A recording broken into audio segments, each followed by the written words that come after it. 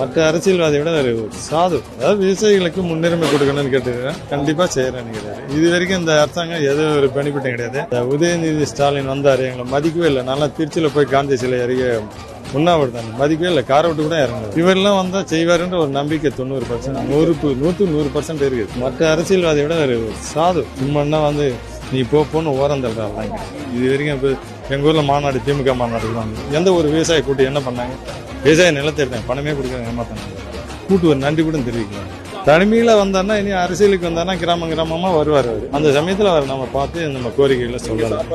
சாப்பாடுலாம் அருமையாக இருக்குது, நல்ல குறையே கிடையாது, எந்த வித குறையும் கிடையாது. இது வரைக்கும் எங்கள் ஊர் எம்எல்ஏ கூட மதிக்க மாட்டாங்க. இது வரைக்கும் யாருமே பண்ணலை. இதுக்கு முன்னாடி அதிமுக மாநாட்டுக்கு இடம் கொடுத்தோம் நாங்கள், அது கேன்சல் ஆகி போச்சு. அன்னைக்கு கூட அவங்க வந்து பூமி பூஜை போகிறாங்க, விவசாயம் மதிக்கவே இல்லை. மரியாதை நல்லா கவனிப்பு வந்தால் நிச்சயமாக அவருக்கு எங்களுடைய ஓட்டு அவருக்கு தான்.